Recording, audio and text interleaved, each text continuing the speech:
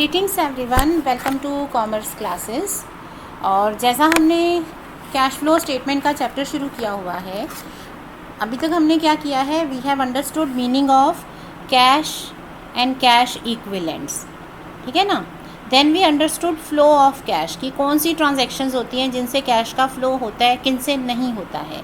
Then we understood the classification of activities into financing, operating and investing. अब हम आ जाते हैं प्रैक्टिकल क्वेश्चंस पे। So today we will be understanding practical questions based on cash flow statement. इनके MCQs आज हम करेंगे। Let us start. ABC limited has balance in provision for tax account of 50,000 and 75,000। ये आपके बैलेंसेज हैं, ठीक है। ये ओपनिंग बैलेंस हो गया और ये 2021 का closing balance. It made a provision of tax during the year 60,000। आपने 60 का प्रोविज़न किया तो आपने टैक्स कितना पे किया होगा। सो इसके लिए हमें क्या बनाना होगा, प्रोविज़न फॉर टैक्स अकाउंट। अब ये आपका एक लाइबिलिटी का प्रोविज़न है, क्योंकि हर साल हम लाइबिलिटी और टैक्सेस के लिए प्रोविज़न बनाते हैं और उसे पे करते हैं। सो इसका ओपनिंग बैलेंस जो है ये आता है क्रेडिट साइड में और क्लोजिंग बैलेंस होता है डेबिट साइड में, ठीक है। अब आप यहाँ पर क्या करते हो, कोई भी ट्रांजैक्शन जिससे आपका प्रोविज़न बढ़ेगा वो क्रेडिट में आता है और जिससे प्रोविज़न कम होते हैं वो डेबिट में आते हैं। आई होप आपको डेबिट क्रेडिट के रूल्स पता है ना। इक्वेशन क्या है हमारी डेबिट क्रेडिट के रूल्स के लिए, A = L+C। तो ये यहाँ पर जो एसेट्स के इंक्रीज़ डेबिट होते हैं, लाइबिलिटीज़ के इंक्रीज़ क्रेडिट होते हैं। यही हमारा टी शेप अकाउंट होता है ना। तो लाइबिलिटीज़ में जब भी कोई इंक्रीज़ होती है आप उसे क्रेडिट करते हो। So if you have made a provision, आपने इस ईयर में प्रोविज़न किया, so provision for current year 60,000 provision किया तो आपका प्रोविज़न इंक्रीज़ हो जाएगा ना। ये लास्ट ईयर का बैलेंस है, ये और प्रोविज़न कर लिया तो ये क्रेडिट में रिकॉर्ड हो गया। Now when you balance it, तो यहाँ पर आ जाएगी कमी। जब हम टैक्स पे कर देते हैं तो प्रोविज़न से वो हमारी लाइबिलिटी बन जाती है और उसे पे कर दिया जाता है। सो वो क्रेडिट साइड से जो टोटल करके डिफरेंस आएगा वहाँ से आप लेंगे कि कितनी कैश पेमेंट की। सो बैलेंसिंग फिगर आ रहा है 35,000, दैट मीन्स हमने इतनी कैश पे की है। सो 35,000 आपका टैक्स पेड आएगा। आई होप ये आपको अकाउंट बनाना और इसके ट्रांजेक्शन्स क्लियर हैं।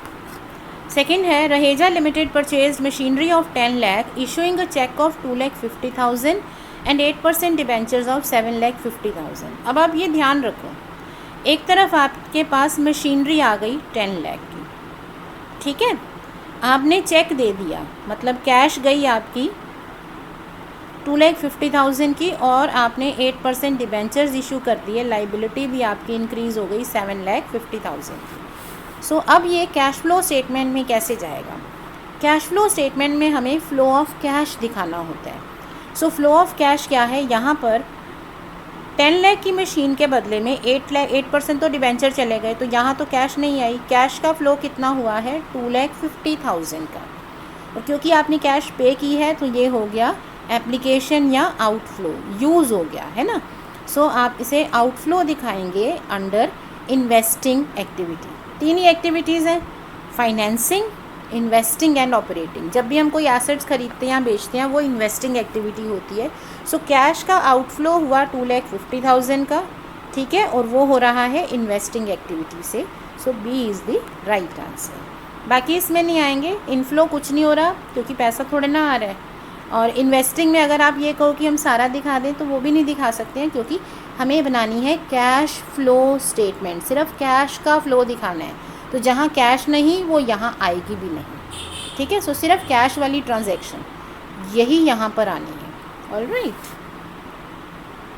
Now a machine whose original cost was 46,000 with a depreciation of 18,000 is sold for 34,000। Okay, काफ़ी चीज़ें हैं इसमें। एसेट की कॉस्ट है 46, डेप्रिसिएशन है 18। अगर आप कैलकुलेशन करना चाहो तो आप इसमें प्रॉफिट और लॉस भी कैलकुलेट करा सकते हैं, और भी चीज़ें आएंगी। एनी हाउ, अब इसको सेल कर दिया है 34,000 पे।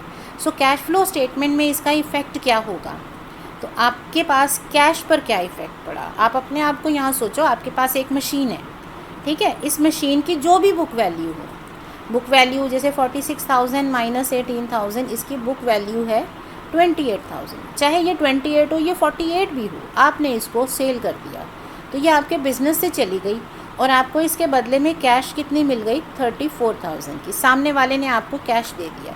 तो आपके लिए कैश का फ्लो क्या है? कैश का फ्लो क्या है? We have cash inflow. हमारे पास पैसा आ गया और कहाँ से आया? मशीन के बेचने से। हम बिज़नेस में कौन सी एसेट खरीदते हैं, कौन सी बेचते हैं, it is a part of our investing activity. तो हम ये कहेंगे कैश इनफ्लो है इन्वेस्टिंग एक्टिविटी से कितना, 34,000। ठीक है, cash flow from investing activities 34,000। Although देखो इसमें आपको लॉस प्रॉफिट हो रहा है 6,000 का, है ना, बट हमें प्रॉफिट इसमें पूछा ही नहीं है तो हम क्यों सॉल्व करेंगे, हमें सिर्फ कैश पूछा है तो हम कैश लिख देंगे। Now next question, 6% preference shares are redeemed at a premium of 5%। सो इसका कैश पर क्या इफेक्ट पड़ेगा? अब अगर आपके प्रेफरेंस शेयर्स थे 2 लाख के, आपने इसे 5% प्रीमियम पर रिडीम कर दिया तो 5% प्रीमियम कितना हो गया, 2,10,000। सो आपका 2,10,000 का कैश आउटफ्लो हो गया। कैश फ्लो स्टेटमेंट में 2 चीज़ें होती हैं, we are to remember 2 things. Number 1 effect on cash, number 2 activity. तो इफ़ेक्ट क्या है? इफ़ेक्ट है कैश आउटफ्लो, पैसा गया, ठीक है, और एक्टिविटी क्या है, शेयर कैपिटल पे। तो ये आपकी फाइनेंसिंग एक्टिविटी का पार्ट होता है। तो cash used in financing activity 2 lakh, cash used in financing activities 2,10,000। ठीक है, आपने 5% प्रीमियम दिया है तो 2,10,000 आपका आंसर है। C is the right answer. Now Rahul limited lost stock of 3,50,000 in tsunami and received insurance claim of 2 lakh. अब आपको कैश फ्लो स्टेटमेंट में इसे कैसे शो करेंगे? आपके पास कैश की ट्रांजैक्शन क्या है? ये तो स्टॉक का लॉस हुआ, कैश की ट्रांजैक्शन है, आपको 2 लाख मिला, सो कैश इनफ्लो हो गया, है ना, 2 लाख का। अब एक्टिविटी क्या है? 2 ही चीज़ें हैं, इनफ्लो आउटफ्लो, दूसरा activity.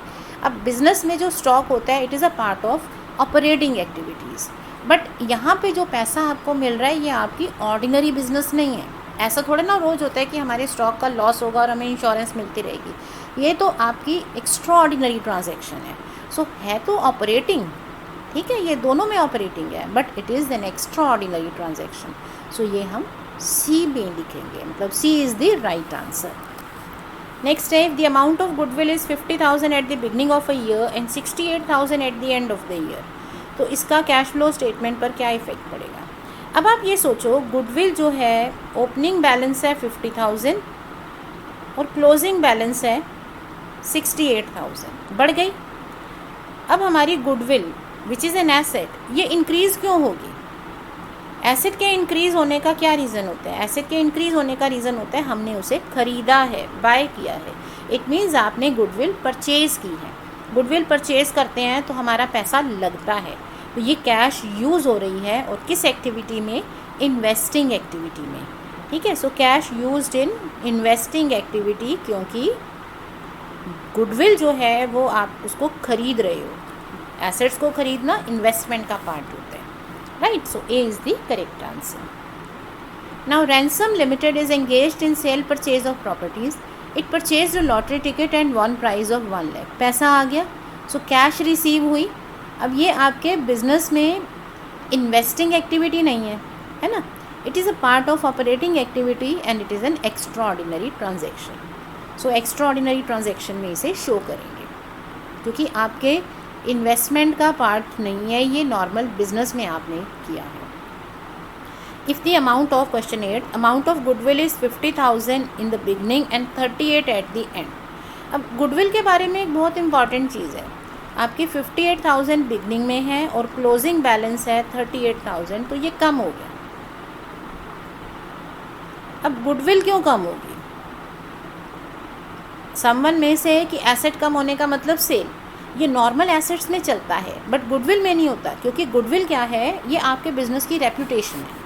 You can purchase it, आप हो सकता है किसी दूसरे का बिजनेस खरीदो, उसकी गुडविल भी खरीद लो, लेकिन जब आप इसे सेल करते हैं तो आप इसे टुकड़ों में नहीं सेल कर सकते हो। यूजुअली गुडविल हम खरीदते हैं और उसको बाय टाइम हम राइट ऑफ करते हैं। सो ये जो रिडक्शन हो रही है ये सेल नहीं हो सकती है। सो गुडविल जो हमारी रिड्यूस हो रही है, it is a part of writing of process, मतलब हम गुडविल को राइट ऑफ कर रहे हैं। सो जब हम कोई भी एसेट राइट ऑफ करते हैं तो वो हमारे ऑपरेटिंग बिजनेस में, हमारे P&L में डेबिट साइड में आती है, हमारी प्रॉफिट एंड लॉस स्टेटमेंट में ये हमारे प्रॉफिट्स को कम कर देती है। सो जब हम कैश फ्लो स्टेटमेंट बनाएंगे तो हमें क्या करना होगा, it will be added in the calculation of cash from operating activities. जो भी अमाउंट्स राइट ऑफ किए हैं, चाहे वो गुडविल हो, पेटेंट्स हो, कॉपीराइट्स हो, प्रिलिमिनरी एक्सपेंसेस हो, if you have written off them, write off करने का मतलब है आपने अपने प्रॉफिट्स में से इसे कम कर दिया। जैसे मान लो आपका प्रॉफिट बिजनेस में 1 लाख का था, उसके बाद आपने गुडविल राइट ऑफ कर दी 12,000 की, आपका प्रॉफिट रह गया 88,000। ये आपका नेट प्रॉफिट बुक्स में शो हो रहा है, बैलेंस शीट में शो हो रहा है, बट ये आपका ऑपरेटिंग प्रॉफिट नहीं है, क्योंकि ये जो 12,000 आपने कम किया था, it is not a part of operating activity. ये तो आपने गुडविल खरीदी थी, उसको राइट ऑफ कर रहे हो, as good as depreciation charge करना। सो इसे हमें ऐड बैक करना पड़ता है। सो जो भी अमाउंट्स डेप्रिसिएशन के होते हैं, राइटिंग ऑफ के होते हैं, वो ऐड बैक करते हैं CFO कैलकुलेट करने में, cash from operating activities calculate करने में। सो आई होप ये आपको क्लियर है। Now question number 9, ABC Limited has a machinery of the value of 960 on 1st April 2018 and 10,50,000 at the end. So machine account अगर हम बना लें, ओपनिंग बैलेंस है इसका 9,60,000, क्लोजिंग बैलेंस है इसका 10,50,000, डेप्रीसिएशन 40,000। ठीक है, अब आपने एक मशीन की सेल कर दी 25,000 में, जिसकी बुक वैल्यू थी 20। So you have got a profit of 5,000। Question क्या पूछ रहा है, calculate cash flow from investing activities. So net effect देखते हैं। तो यहाँ पर बैलेंसिंग फिगर में आपके पास आ गया 1,50,000 परचेज, ठीक है ना। तो नेट हमारा कैश फ्लो कितना होगा, तो अब आप ये देखो, आपने मशीनरी परचेज़ की 1,50,000 की, सेल की 25,000 की। सो नेट में आपकी कैश कितनी लगी, 1,25,000 आपका कैश यूज़ हुआ, क्योंकि आपने पे किया परचेज़ करने के लिए 1,50,000 और आपने रिसीव किया 25,000। सो नेट में हमारा जो कैश आउटफ्लो रहा 1,25,000 का रहा, ठीक है ना। सो 1,25,000 हमारा आउटफ्लो इन्वेस्टिंग एक्टिविटीज़ का, B is the right answer. ना क्वेश्चन नंबर 9 में calculate profit on sale of machinery, तो वो हमने सॉल्व किया था। 20,000 की एसेट 25,000 में सेल की थी, सो प्रॉफिट हो गया 5,000 का। Amount of purchase of machinery हमने सॉल्व किया हुआ है 1,50,000, so A is the right answer. Now Question number 12, in adjustment it is given that company has proposed dividend of 50,000, how will it be adjusted। अब जब हमारा proposed dividend होता है, तो क्योंकि आपने अभी propose किया है तो ये रिकॉर्ड नहीं होता है हमारी बुक्स में, सो इसके लिए कोई एडजस्टमेंट नहीं करते हैं, ठीक है। It is not an outflow या इनफ्लो, क्योंकि आपने अभी प्रपोज किया है। ये डिविडेंड शेयर होल्डर्स की मीटिंग में अप्रूव होगा, फिर पेमेंट होगी ना। सो राइट नाउ इसकी कोई एडजस्टमेंट नहीं है। नेक्स्ट है, company has 10% debentures of 10 lakh with interest payable annually. इसका इंटरेस्ट एनुअली पेबल होता है। अगर हम इंटरेस्ट कैलकुलेट करें तो 10% डिबेंचर्स मतलब 10% रेट ऑफ इंटरेस्ट है, 10 लाख पे इंटरेस्ट आ जाएगा। सो इंटरेस्ट का अमाउंट होगा 1 lakh. How will you adjust interest, तो इंटरेस्ट को हम क्या करते हैं, क्योंकि इंटरेस्ट हमारा जब आप प्रॉफिट कैलकुलेट करते हो तो इसमें हमारे जो रेवेन्यू है इसमें से आप एक्सपेंसेस माइनस करते हो, तो यहाँ पर आपने इंटरेस्ट माइनस किया होगा 1 लाख। इसका मतलब जो आपका प्रॉफिट है वो 1 लाख से कम है, ठीक है ना। तो जो हमारे नॉन ऑपरेटिंग एक्सपेंसेस और इनकम होते हैं उन्हें एडजस्ट करना होता है। सो इंटरेस्ट को हम क्या करते हैं, कैश फ्रॉम ऑपरेटिंग एक्टिविटीज़ के लिए ऐड बैक कर देते हैं और इसको अलग से हम शो करते हैं as an outflow from financing activity. 2 जगह इसको लिखना होता है। एक तो ये कि ये हमारा आउटफ्लो है फाइनेंसिंग एक्टिविटी का, वहाँ लिखेंगे। दूसरा क्या है, इसका जो हमने एक्टिविटी की है, जो इसकी वर्किंग की है, उसको ठीक करना पड़ेगा। आप इंटरेस्ट को P&L में माइनस कर देते हो, कम करके दिखाते हो, आपका प्रॉफिट कम हो गया है तो उसे वापस ऐड बैक करो, क्योंकि वो जो प्रॉफिट में कमी हुई है वो ऑपरेटिंग एक्टिविटी से नहीं है, वो फाइनेंसिंग से है। सो प्रॉफिट में इसका इफ़ेक्ट कैंसिल करने के लिए ऐड बैक करते हैं और फिर इसका एक्चुअल इफ़ेक्ट हम शो करते हैं। ठीक है, C is the right answer. Now, if a machine whose original cost is 52,000 with depreciation of 15,000 is sold at a profit of 4,000, which is recorded in capital reserve, what is the adjustment while preparing cash flow statement? अब cash flow statement में क्या होगा इसका? अब ये देखो, आपके पास जो मशीन है इसकी बुक वैल्यू कितनी है? 52,000 माइनस 15,000, ठीक है। सो 37,000 इसकी बुक वैल्यू है। इसकी सेल पर प्रॉफिट हो गया 4,000 का। इसका मतलब सेल प्राइस कितना है? 37,000 की चीज़ आपने 4,000 के प्रॉफिट पर बेची तो आपको प्रॉफिट हो गया 4,000। सो सेल प्राइस हो गया 41,000। आपके पास कैश आ गई 41,000 और ये है आपकी investing activity. So cash flow from investing activity है 41,000। अब ये देखो, यहाँ पर दो आंसर्स हैं, एक है 41,000 सिर्फ कैश फ्लो, दूसरा है इसके साथ साथ 4,000 हमें कैश फ्रॉम ऑपरेटिंग एक्टिविटी में डिडक्ट करना पड़ेगा। अब नॉर्मली हम यही करते हैं, प्रॉफिट ऑन सेल हमें डिडक्ट करना पड़ता है CFO से, लेकिन यहाँ पर इस क्वेश्चन में ये नहीं करेंगे। सी करेक्ट आंसर है। रीज़न क्या है? ये जो प्रॉफिट है ये आपने कैपिटल रिजर्व में लिखा है। जब आपने ये प्रॉफिट अपने नेट प्रॉफिट में लिखा ही नहीं है, अपने P&L की स्टेटमेंट में आप इसे लेकर ही नहीं गए हो, तो इसका इफ़ेक्ट कैंसिल क्यों करेंगे? ये जो डिडक्शन हो रही होती है ये इफ़ेक्ट कैंसिलेशन की होती है। तो जब इफ़ेक्ट गया ही नहीं तो उसे कैंसिल करने का क्वेश्चन ही नहीं है। ठीक है, तो ये पार्ट इसमें रॉन्ग है। अगर नॉर्मल क्वेश्चन होता है ना कि ये प्रॉफिट है तो हमें पता है प्रॉफिट P&L को बढ़ा देता है, सो उसे डिडक्ट करना पड़ेगा, उसे एडजस्ट करना पड़ेगा। बट इस क्वेश्चन में नहीं, क्योंकि ये हमारा प्रॉफिट में नहीं गया, ये कैपिटल रिजर्व में गया। सो यहाँ पर सिर्फ हमें इन्वेस्टिंग एक्टिविटीज़ का फ्लो लिखना पड़ेगा 41,000। नाउ नेक्स्ट है, the balance sheet of XYZ limited a finance company shows loan of 10 lakh given at an interest of 12% and during the year it received interest of 1,20,000, where will you adjust it? अब यहाँ देखो, interest normally हम कहते हैं interest is a part of financing activity, है ना, या investing activity. Investment की है तो आपकी इन्वेस्टिंग का पार्ट है, अगर लोन लिया है तो आपका यहाँ पर वो फाइनेंसिंग का पार्ट हो जाता है। बट यहाँ पर ये है एक फाइनेंसिंग कंपनी। एक फाइनेंसिंग कंपनी का तो काम ही होता है लोन देना और वहाँ से इनकम लेना।